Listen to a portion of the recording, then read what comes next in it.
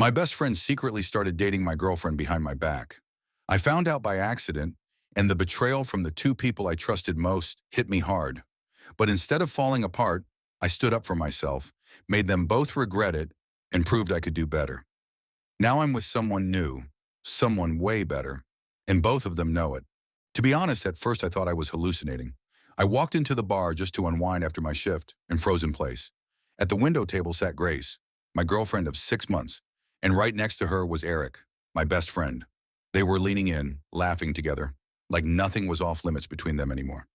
Just a couple hours earlier, she'd texted me, "Good night, babe, hard eyes." I read it before bed, even smiled. I had no idea I'd find her with someone else the next morning. Not just someone else. Eric. Getting betrayed doesn't feel like in the movies. There's no screaming, no broken glass, no big speeches, just emptiness. I don't remember how I ended up at their table, but I remember the look on their faces. She snatched her hand off his shoulder. He flinched like he'd seen a ghost. But I was very real, more real than either of them could handle. I said one sentence, "We're done." Eric opened his mouth, but I didn't let him speak. I just turned and walked away, leaving behind everything I thought mattered. Now let me go back to explain how I ended up in that bar, with that expression, carrying the feeling that something bigger than a relationship had been stolen from me. I'm from Montana, oldest of six, son of a coal miner and a librarian. My parents raised us on simple rules. Mean what you say, help your people, and be honest. If you love someone, protect them. If you call someone your friend, don't betray them. That stuck with me. When I got a sports scholarship to college, it was the biggest thing that had ever happened to our family. I moved to Ohio for school, and that's where I met Eric. He was everything I wasn't. City boy, witty, always the center of attention. We clicked because we both hated lies. Or so I thought. After college, we both stayed in town. I got a job as a mechanical engineer at a major company. Eric started working at a supplier warehouse tied to our plant. We spent weekends together, hit the bars, played pickup basketball. We even had a code: never date each other's girl. Ever. Then I met Grace. She was bold, funny, had that spark in her eyes. We met at a company party and were a couple within a week. She was into live music, road trips, dancing in the kitchen. I was falling hard. I thought we had something real. I didn't notice when Eric started sliding into that rhythm too. He was always there. The three of us grabbing lunch, hanging out after work. I trusted him. I believed if a man calls you his brother, he won't stab you in the back. I was wrong. The worst part wasn't even losing her. It was being replaced. Quietly, effortlessly, like I'd never mattered to either of them. I drove home in silence. My mind was blank, except for one thought. This wasn't supposed to happen. I hadn't cheated. I hadn't lied. I hadn't messed with anyone's feelings. I just loved. I trusted. But standing at this crossroads in my life, I realized this story wasn't over. If they betrayed me, fine, there will be consequences. Not through revenge, not through drama, through calm, through silence, through success. A kind they won't see, but they'll feel it.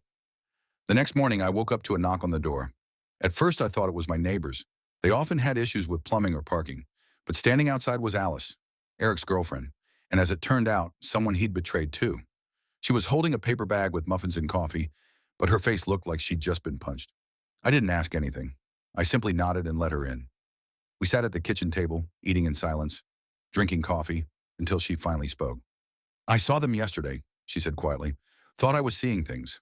I was going to walk up to them. But then I saw your face, and I realized it'd be better to just walk away."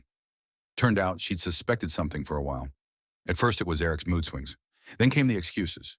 Sudden work shifts, even though his schedule was fixed. She didn't want to believe it, just like I didn't. We both clung to the illusion that things were fine, until the lie became too obvious to ignore. Alice stayed with me until evening. We didn't flirt. We didn't get close. We just sat there. Two people with shattered loyalty, carrying the same ache. The ache of realizing the people you trusted most were hollow.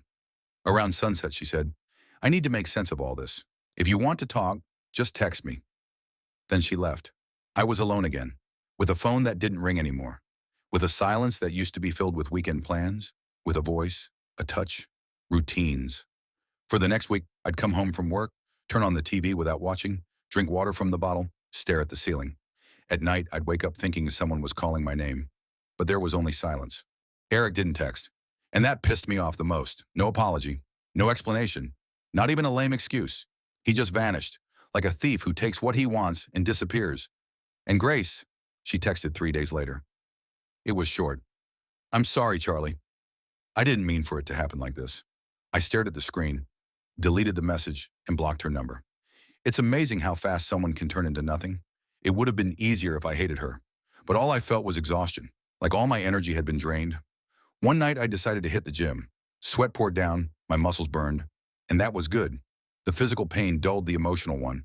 I started going regularly, 3 times a week. Then I added morning runs. Not because I wanted to look better, but because I needed control again, over my body, over my thoughts, over myself. At some point, I realized I was breathing easier. I wasn't thinking about them every minute. I could look in the mirror and not see pity. I wasn't a new person. I was just myself again. 2 weeks passed. One Friday night, I went back to that bar, the same one where it all happened. Not for the memories, I just wanted to reclaim the place. Ordered a steak and a beer, sat in the far corner. This time, I didn't look around for familiar faces. I just ate and listened to the music. Then someone asked softly, "Is this seat taken?" I looked up. It was Alice. In jeans, her hair in a ponytail with that same tired but kind look in her eyes. "Mind if I sit?" I decided I'm not letting them steal my favorite spot, too. I smiled. We sat again. No pressure, no forced conversations. Just two people who had been through the same fire. And maybe, just maybe, were ready to start something new. Not to bury the past, but because they wanted to. The next morning, I woke up earlier than usual. The sun had just started slipping through the blinds, and for the first time in weeks, my head was quiet. No pain, no anger, just stillness. I lay there for about 10 minutes, staring at the ceiling, and somewhere in that silence, the thought came, I think I'm finally alive again. I got up, brewed some coffee, checked my inbox. Nothing but spam and a few work emails. All routine. But then I opened my messages and saw one from Alice. Just 2 words. "At the bar?" I smiled. "Yeah, I'd be there." We hadn't made any formal plans, but the bar had become our safe zone. A place where neither of us had to explain anything. A place where healing didn't feel like work. We met again that evening. She wore the same jacket as before, no makeup, but her eyes were brighter. We ordered burgers and beer, claimed our corner booth like always. It felt like we were picking up a conversation that had never really paused. Alice told me she'd cut off all contact with Bob and Olivia. She'd quit her job and started applying elsewhere.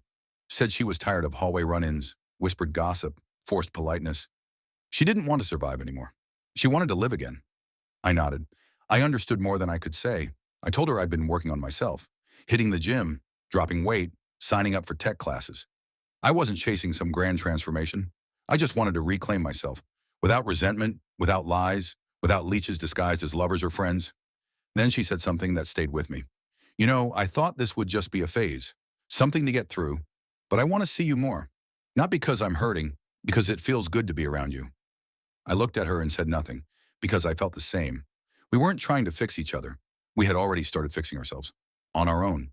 And maybe now we could continue that, side by side. From that night on, we saw each other more often. We didn't call it dating. We just walked, grabbed coffee, saw a movie. There was no pressure, no boundary crossing. For the first time in my life, being with someone felt like breathing, not performing, no obligations.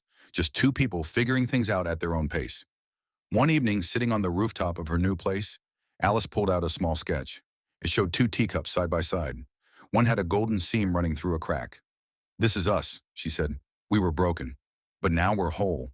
A little different, maybe even better." I didn't respond. I just pulled her into a hug. Some things don't need words. We never talked about our exes again. That part of our lives stopped defining us. It was background noise now, a reminder of what we'd survived and what we would never allow again. Alice and I didn't make any promises to each other. No labels, no "what are we now" talks. Everything just unfolded naturally because it felt right. We texted every evening, sometimes just short check-ins. "You okay?" "Yeah, just tired." Other times it was emojis and pictures of dinner, and it all felt real. No pretending, no performance. One day I suggested a trip out to the lake, a quiet spot I used to go to with friends.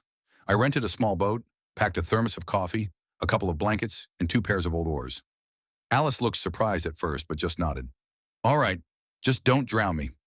She sat up front, the wind playing with her hair, her face calm like the water around us. We didn't talk much. Sometimes the best conversations are the ones left unsaid. That day I realized something. I wasn't angry anymore. Not at Bob, not at Olivia, not at myself. I had just let go, because none of it mattered now. We were both different people, not victims, not the ones who got betrayed. We were the ones who chose not to break. A few more weeks passed. I started noticing how much Alice had changed. She didn't hunch her shoulders anymore, didn't glance nervously around crowds. Her walk was steadier, her eyes more direct. She found a new job at a logistics company with a good team and a normal boss. She said it was the first time in a long while she felt useful. I was happy for her, truly. And for the first time in a while, I didn't feel like a background character in someone else's life. We started spending nearly every weekend together, cooking at home, watching movies, going on short road trips. Nothing fancy, but that was the point. Quiet, simple joy. Alice taught me how to be still. I taught her how to trust again. Sometimes she'd tell stories about her childhood, about her sisters, how her parents expected perfection. And I'd share about my brothers, about growing up in Kentucky, about always being afraid I wasn't good enough. We came from different lives, but with similar fears. And it turned out that bonded us more than shared hobbies ever could. We didn't try to erase the past. We just stopped letting it decide who we were. And when one day she brought me a box of old jewelry, the cheap stuff Olivia had left behind after moving out, and simply asked, "Should we toss it?" I realized just how far we'd come from where it all started. We threw it out together, in a metal fire bin out back. No big speeches, no drama, just placed everything in, rings, cards, photos, and lit a match. The flames were small, but it felt like something important burned with them, something neither of us needed to carry anymore. When the embers died down, we turned and went back inside. Neither of us looked back. It felt like life was finally settling into something soft and steady. Alice and I no longer flinched at small things. I found myself smiling for no reason. She didn't tense up when her phone buzzed. We had learned how to breathe again, next to each other. One Sunday, I asked her to come with me to Kentucky to visit my parents. She looked nervous but said yes. Mom met us at the door, already pulling Alice inside and offering her sweet tea before she even stepped out of her shoes. 20 minutes later, we were eating fried chicken and mashed potatoes that tasted like childhood.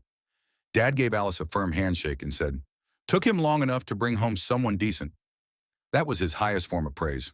We stayed 2 days, walked through the woods behind the house, fished by the creek, sat on the porch with tea and stories that flowed like rivers.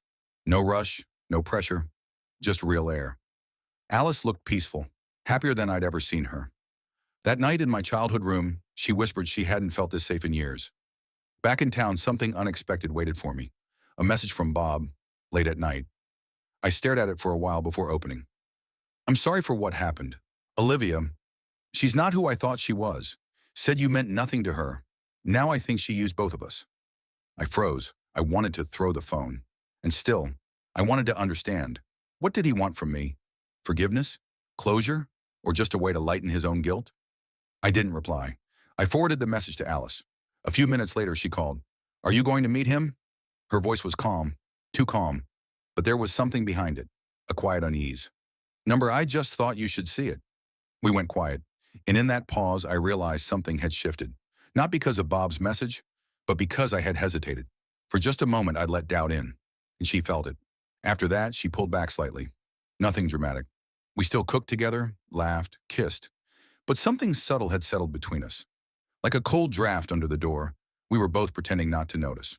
I tried to fix it.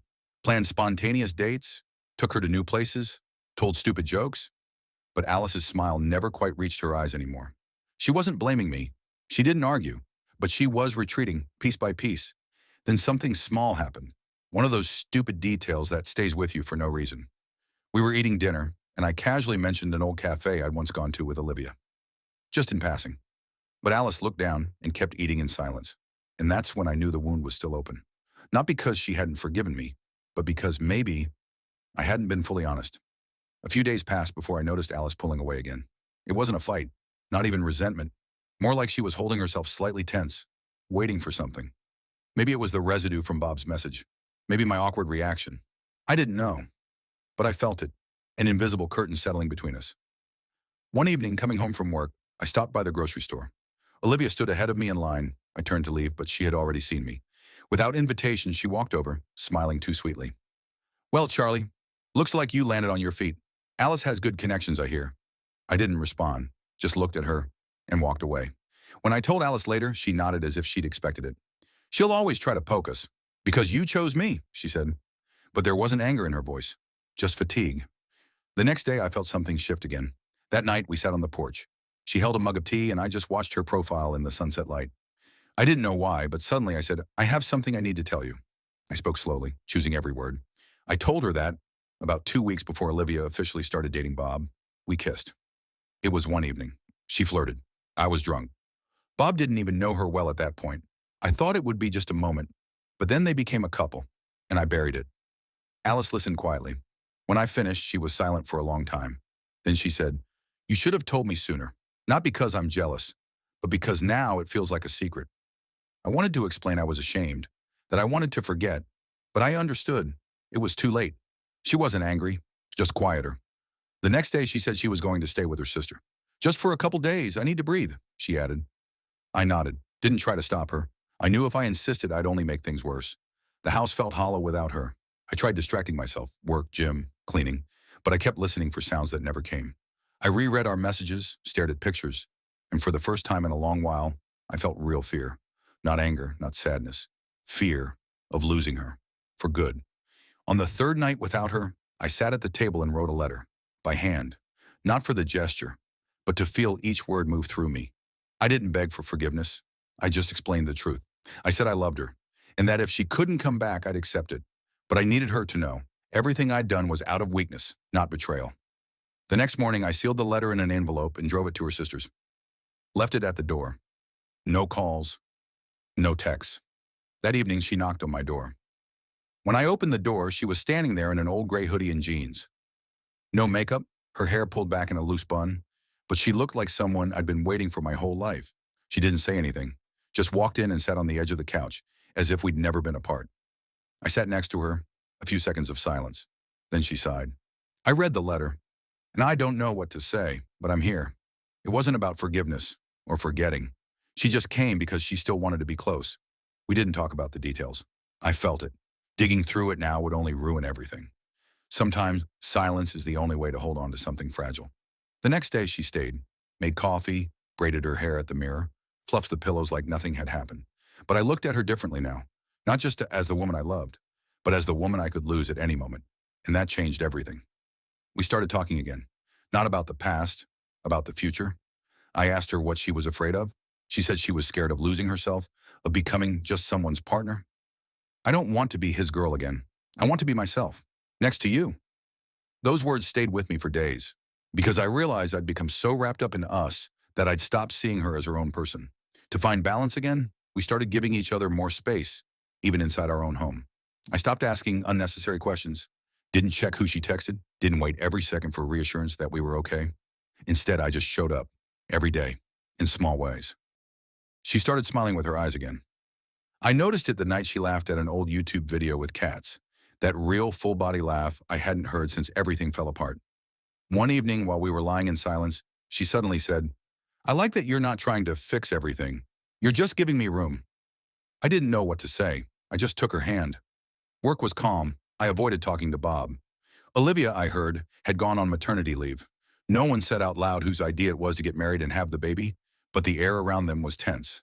And then, the news came. Alice brought home a newspaper. On one of the inside pages, a short article about a local scandal. A man working at a warehouse had filed a lawsuit against his ex after discovering the child wasn't his. "Did you see this?" she asked. I nodded. Bob. No names printed, but it was obvious. She folded the paper and put it in a drawer. "That's not our story anymore," she said. And that's when I realized we really were out of it. We hadn't run away. We didn't retaliate. We didn't need to prove anything. We just kept living. And that was our quiet victory. 2 months after that newspaper article, we celebrated our little anniversary. Not our wedding, not our engagement, just the day we first met at the warehouse. Alice ordered pizza, I brought a bottle of wine, and we just sat on the living room floor, remembering how it all began. No drama, no big meaning, just warmth.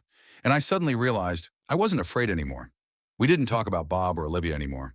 They had faded out. Someone at work mentioned things weren't going great for them. Bob was back in debt, Olivia was on leave and barely showed up.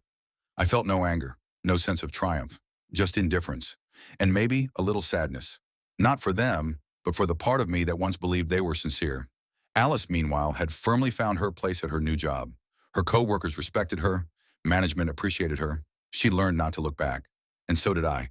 We weren't the people who got betrayed anymore. We were the people who rebuilt their lives. I officially moved in with her. My old apartment, with a dusty coffee maker and creaky shelves, was part of the past. We picked out a new couch together, argued over pillow colors, bickered over who forgot to take out the trash. That was the comfort, not the romance, but the fact that we could just be real. One evening, we sat out on the porch. It was a quiet summer night, music playing faintly from a neighbor's window. Alice rested her head on my shoulder and said, "Have you noticed? We don't look for proof anymore. We just are." I nodded, because it was true. Sometimes friends asked how we got through everything. I'd say, not quickly, not gracefully, not heroically. First we fell, then we didn't let go. And then we grew, quietly without guarantees, but together. Work moved on. I was offered a promotion but turned it down, not because I didn't want it, but because I didn't want to sacrifice time with Alice. Money wasn't the goal anymore. It was a tool. We started saving for a down payment on a house. She dreamed of a small porch. I dreamed of a garage workshop. Simple things, but they gave us purpose. Last week, we took a trip to Kentucky, not to see family, just for the weekend. The same road we once drove in silence, our first time together. Now we were blasting music, yelling lyrics, laughing, arguing, making up names for future pets and kids. We'd become exactly who we hoped to be.